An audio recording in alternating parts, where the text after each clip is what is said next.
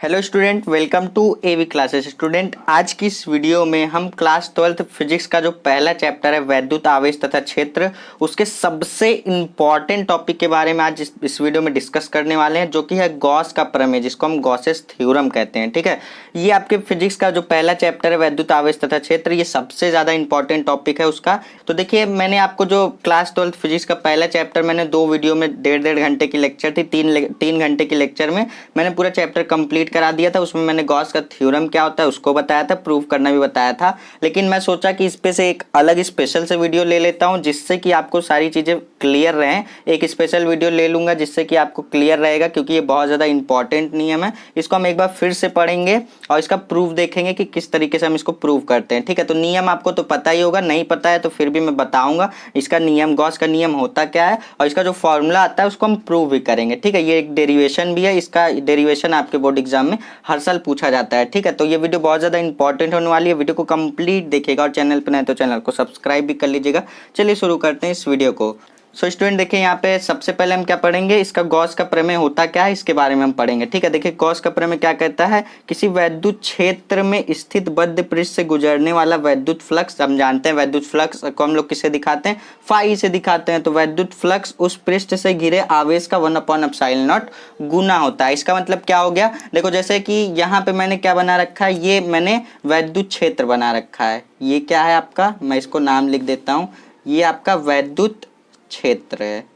Clear है, ये dotted line से मैंने क्या बनाया है, वैद्युत क्षेत्र। अब ये कह रहा है वैद्युत क्षेत्र में स्थित किसी काल्पनिक पृष्ठ, जैसे ये मैं क्या कर रहा हूँ, एक काल्पनिक पृष्ठ बना ले रहा हूँ। ठीक है, ये क्या किया मैंने, वैद्युत क्षेत्र में एक काल्पनिक पृष्ठ बना लिया। अब इस पे आवेश है ढेर सारे, तो यहाँ पे देखिए डॉट, यहाँ से बिंदु बिंदु जो दिखा रहा हूँ मैं ना, पॉइंट जो बना रहा हूँ, ये सब क्या है, इस पे आवेश हैं। ये जो पृष्ठ है इस पे ये सारे आवेश हैं। तो ये कह रहा है किसी वैद्युत क्षेत्र में स्थित बद्ध पृष्ठ से गुजरने वाला वैद्युत फ्लक्स, अब यहाँ से इससे ऐसे ऐसे वैद्युत फ्लक्स गुजरेंगी, ऐसे फिर ऐसे, इस तरीके से, ऐसे फिर ऐसे, इस तरीके से, फिर ऐसे ऐसे, इस तरीके से। तो ये यही कह रहा है कि किसी वैद्युत क्षेत्र में स्थित बद्ध पृष्ठ से गुजरने वाला वैद्युत फ्लक्स उस पर घिरे हुए आवेश का 1/ε0 गुना होता है। इसका क्या मतलब, देखो तो इससे, इस डेरिवेशन से हमारा फॉर्मूला क्या निकल के आ रहा है, फाई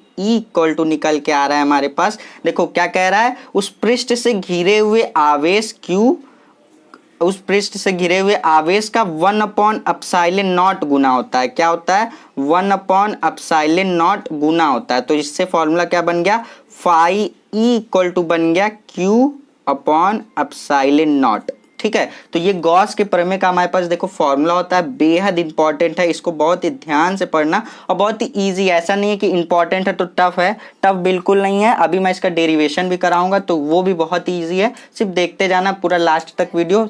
मैं गारंटेड बता रहा हूँ कि आपको गॉस के प्रमेय से जितना भी डाउट है अभी तक का सब क्लियर हो जाने वाला है, और आपके एग्जाम में आएगा तो आप अच्छी तरीके से करके भी आएंगे। ठीक है, तो यहाँ पे ये फिगर की मदद से समझा दिया मैंने गॉस का थ्योरम कहता क्या है, गॉस प्रमेय होता क्या है, इसका फॉर्मूला हो गया। अब देखिए ये कह रहा है, ये जो कह रहा है ये बात सच है कि गलत है, इसको हम प्रूफ करके देखेंगे। हम मान नहीं लेंगे तुरंत, जो ये बोल दिया हम ऐसे मान थोड़ी लेंगे, हम इसको प्रूफ करके देखेंगे क्या ये सच में होता है। ठीक है, तो मैंने यहाँ पे आपको फिगर की मदद से बता दिया कि इस पर जो घिरा हुआ आवेश है, यहाँ पे देखिए वैद्युत फ्लक्स, इससे गुजरने वाला वैद्युत फ्लक्स और उस पर घिरे हुए आवेश का 1/ε0 गुना होता है। इसको मैंने ये फॉर्मूले की मदद से लिख दिया। अब इस बात को हम प्रूव भी करके दिखाएंगे। ठीक है, तो यहाँ पे अब आप छोटी सी हेडिंग डालेंगे, छोटी सी हेडिंग क्या डालेंगे आप, यहाँ से प्रूफ डालेंगे, हेडिंग डालेंगे प्रूफ। जहाँ पे आप ये नियम लिखेंगे वहीं पे आप हेडिंग डालेंगे प्रूफ। चलो देखो इसको प्रूफ करते हैं, बहुत ही इंपॉर्टेंट नियम है ये। ठीक है, तो हम क्या करेंगे, पहले एक बद्ध पृष्ठ बनाएंगे, इस तरीके से मैं यहाँ पे बना के दिखा देता हूँ आपको। जैसे मैं क्या करता हूँ, सफाई से बनाइएगा थोड़ा। ये मैंने क्या किया, एक बद्ध पृष्ठ बना लिया। ठीक, ये क्या है, मैंने एक बद्ध पृष्ठ बना लिया। अब इसी पृष्ठ के अंदर हम क्या करेंगे, गॉसियन बेलन की रचना करेंगे। इसको हम थोड़ा सा यहाँ से काट लेते हैं। जैसे ये क्या था, एक पृष्ठ था, इसको हम काट लिए। अब काटने के बाद हम क्या करेंगे, इसी से हम एक गॉसियन बेलन की रचना करेंगे, गॉसियन बेलन बनाएंगे इस तरीके से। थोड़ा बड़ा बनाइएगा फिगर, थोड़ा छोटा बन गया, अभी सारी चीज़ें इसमें लिखेंगे तो समझ में नहीं आएगा। ठीक है, तो क्या किया मैंने, एक गॉसियन बेलन बना दिया। अब इससे इस गॉसियन बेलन के अंदर एक बिंदु लेंगे, बिंदु का नाम हम दे देंगे P। ध्यान से समझिएगा, फिगर अगर समझ जाओगे तो डेरिवेशन समझ में आ जाएगा। डेरिवेशन में सबसे ज़्यादा इंपॉर्टेंट क्या होता है, उसका फिगर ही होता है। ठीक है, तो यहाँ से देखिए, अब ये छोटा मान लीजिए, ये क्या, ये पूरे पृष्ठ का क्षेत्रफल कितना है, इस पूरे पृष्ठ का क्षेत्रफल हम A मान लेते हैं। ध्यान से समझिएगा, इस पूरे पृष्ठ का क्षेत्रफल हमने कितना ले लिया, A ले लिया। अब ध्यान से समझिए, जब हम कोई चीज़ बड़ी लेते हैं, सपोज कीजिए मैं A क्या लिया हूँ, पूरे का क्षेत्रफल लिया हूँ, तो हम छोटे से पार्ट का लेने के लिए हम क्या लगा देंगे, उसमें DA लगा देंगे। और जैसे आप किसी का क्षेत्रफल E लेते हैं, तो अगर आप छोटे से पार्ट का क्षेत्रफल लेना चाहेंगे तो उसमें D लगा देंगे। D लगाने का मतलब ये होता है कि वो बहुत ही छोटे से पार्ट के लिए लिया गया है, ये समझ लीजिएगा। तो पूरे पृष्ठ का क्षेत्रफल A है, हम इस छोटे से पार्ट को लिए हैं, इस छोटे से पार्ट को काटे हैं, तो इस छोटे से पार्ट को हम कह देंगे DA। तो मैंने क्या किया, इसके अंदर एक गॉसियन बेलन बनाया, यहाँ से एक बिंदु, इस पर बिंदु से मैंने एक गॉसियन बेलन बनाया। ठीक है, इस बिंदु पर हम +Q आवेश दे दिए। ध्यान से समझिएगा, इस बिंदु का नाम हम O दे दिए क्योंकि हम इसको ऑब्जेक्ट कहते हैं। ठीक है, तो यहाँ से देखिए, अब इस +Q आवेश से यहाँ पे बिंदु P है ना ये, तो इस +Q आवेश से बिंदु P तक की दूरी हम R ले लेंगे। इसको हम डॉटेड लाइन से दिखा देते हैं। ठीक है, इसको मैंने क्या ले लिया, बिंदु P से मतलब +Q आवेश से बिंदु P तक की दूरी क्या ले लिया, R ले लिया। अब यहाँ से हम क्या करेंगे, इसके बीच का कोण थीटा ले लेंगे। ठीक है, और यहाँ से एक घन कोण होगा जिसका नाम हम दे देंगे D ओमेगा। ठीक है, D ओमेगा, इसको हम क्या कह देंगे, D ओमेगा। अब देखिए हम क्या करेंगे, इससे यहाँ पे ये क्षेत्रफल DA है, तो इसका क्षेत्रफल अवयव क्या हो जाएगा, यहाँ इस तरफ क्षेत्रफल अवयव इसका क्या हो जाएगा, DA वेक्टर हो जाएगा। ठीक है, अभी देखिए आपको सारी चीजें नहीं समझ में आएंगी तो कोई बात नहीं, अभी एक एक चीज मैं आपको एक्सप्लेन भी कर दूंगा। ठीक है, और यहाँ पे इसका विद्युत क्षेत्र किस दिशा में होगा, इस तरह, इस दिशा में होगा, तो EA वेक्टर, माफ कीजिएगा, E वेक्टर हो जाएगा। ठीक है, विद्युत क्षेत्र की दिशा इस तरीके से हो गई। तो फिगर में इतना ही करना था, आपको एक पृष्ठ लेना था जो कि जिसका क्षेत्रफल A था, उसमें एक गॉसियन, उसमें उस मतलब उस पृष्ठ में एक +Q आवेश लेना था। उस +Q आवेश से आपको क्या करना था, बिंदु P तक एक गॉसियन बेलन बनाना था। गॉसियन बेलन बनाने के बाद जो कॉमन चीजें थी उसको लिख दिया। अब हम करेंगे क्या, इसी फिगर को देखते हुए यहाँ पे थोड़ी सी लाइन आप लिखना चाहें तो लिख सकते हैं, मैं बोल दे रहा हूँ। यहाँ पे आप लिख सकते हैं, माना एक +Q आवेश एक बद्ध पृष्ठ A, बद्ध पृष्ठ के अंदर बिंदु O पर स्थित है। देखिए +Q आवेश कहाँ है, बद्ध पृष्ठ बिंदु O पर स्थित है, और इस बिंदु से R दूरी पर बिंदु P है जिस पर हमें वैद्युत फ्लक्स ज्ञात करना है। इतनी सी लाइन लिख दीजिए बस। उसके बाद हम क्या करेंगे, अब देखिए हम क्या करेंगे, +Q आवेश से बिंदु P पर वैद्युत क्षेत्र की तीव्रता निकालेंगे। यहाँ से अब हम लाइन लिखेंगे, +Q आवेश के कारण बिंदु P पर वैद्युत क्षेत्र। तो हम सभी जानते हैं किसी बिंदु आवेश के कारण वैद्युत क्षेत्र की तीव्रता कितनी होती है, वैद्युत क्षेत्र की तीव्रता यहाँ पे लिखेंगे, की तीव्रता, जिसको हम इंटेंसिटी ऑफ इलेक्ट्रिक फील्ड, वैद्युत क्षेत्र की तीव्रता को इंटेंसिटी ऑफ इलेक्ट्रिक फील्ड कहते हैं। तो देखो हम सभी जानते हैं किसी बिंदु आवेश के कारण वैद्युत क्षेत्र की तीव्रता क्या होती है, इसको मैंने बताया भी है, इसका डेरिवेशन भी कराया है। अगर आप पहला चैप्टर का जो लेक्चर लिया है मैंने वो देखे होंगे तो आपको समझ में आएगा सारी चीजें। अगर नहीं भी देखे हैं तो आपको उसका लिंक दे दूंगा डिस्क्रिप्शन बॉक्स में, आप जाएंगे 3 घंटे के अंदर ही अंदर आपका पूरा चैप्टर कंप्लीट हो जाएगा, सारे इंपॉर्टेंट क्वेश्चन के साथ, इंपॉर्टेंट डेरिवेशन के साथ, कुछ भी चीज मैंने उसमें छोड़ा नहीं है, सब कुछ ऑल टोटल उसमें मैंने A to Z सब कुछ बता रखा है। तो आप जाइए, अगर आप नहीं देखे हैं तो आप उस वीडियो को देखेंगे, आपका चैप्टर नंबर 1 पूरा कंप्लीट हो जाने वाला है। तो यहाँ पे देखिए हम सभी जानते हैं वैद्युत किसी बिंदु आवेश के कारण वैद्युत क्षेत्र की तीव्रता कितनी होती है, E हमारे पास होता है 1/4πε0 Q/r²। ये हमारे पास किसी बिंदु आवेश के कारण वैद्युत क्षेत्र की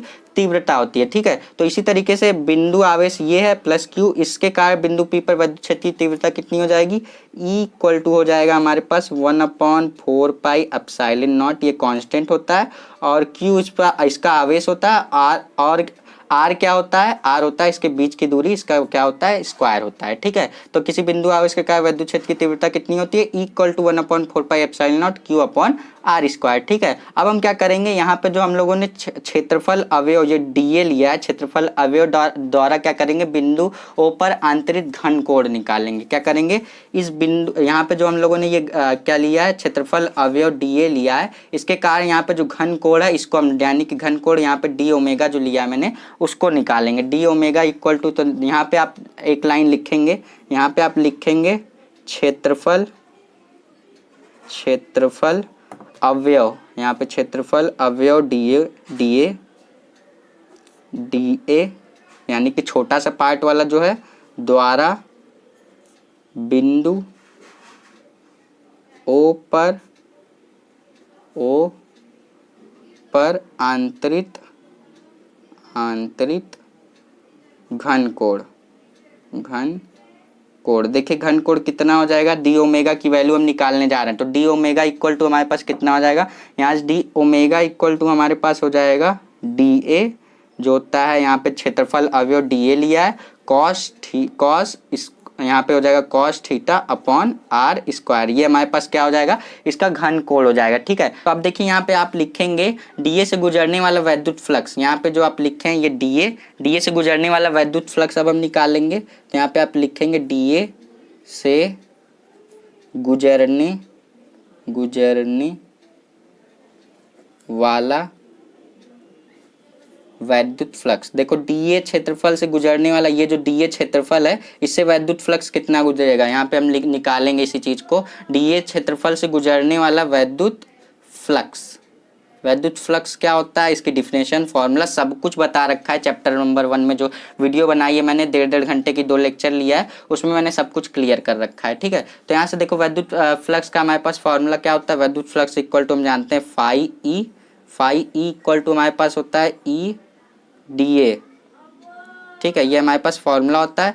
ठीक है, ये हमारे पास फॉर्मूला होता है, तो हम क्या निकाल रहे हैं, छोटे से पार्ट के लिए निकाल रहे हैं, तो छोटे से पार्ट के लिए निकाल रहे हैं तो यहाँ से हम डी लगा देंगे, डी फाई ई, यानी कि इस छोटे से पार्ट से जो वैद्युत फ्लक्स गुजर रहा है तो हम इसमें डी लगा देंगे। ठीक है, तो equal to E vector into D A vector, छोटे से क्षेत्रफल के लिए निकाल रहे हैं। अब इसका जब इसका हम लोग समाकलन कर देंगे तो हमारे पूरे पार्ट के लिए आ जाएगा। ठीक है, तो अब देखिए यहाँ से क्या करेंगे, डी फाई ई छोटे से पार्ट के लिए वैद्युत फ्लक्स निकाल रहे हैं, जब इसका समाकलन करेंगे पूरे पार्ट के लिए आ जाएगा। तो यहाँ से देखो वेक्टर हटाते हैं तो क्या लगाते हैं, यहाँ से कॉस थीटा लग जाएगा, ये वेक्टर हटाएंगे तो डी ए कॉस थीटा हो जाएगा। ठीक है, तो अब देखो यहाँ से हम लोग क्या करेंगे, हम लोगों ने वैद्युत क्षेत्र की तीव्रता ई बराबर निकाल रखा है, तो यहाँ पे ई का मान ले आकर रख देंगे, तो ई की वैल्यू ले आकर पुट करेंगे, तो डी फाई इक्वल टू यहाँ से ई का मान रखो जो निकाला था किसी बिंदु आवेश के कारण वैद्युत क्षेत्र की तीव्रता, उसी का फॉर्मूला यहाँ पे लगा दो 1/4 पाई एप्सिलॉन नॉट, और क्या होता है Q अपॉन आर स्क्वायर,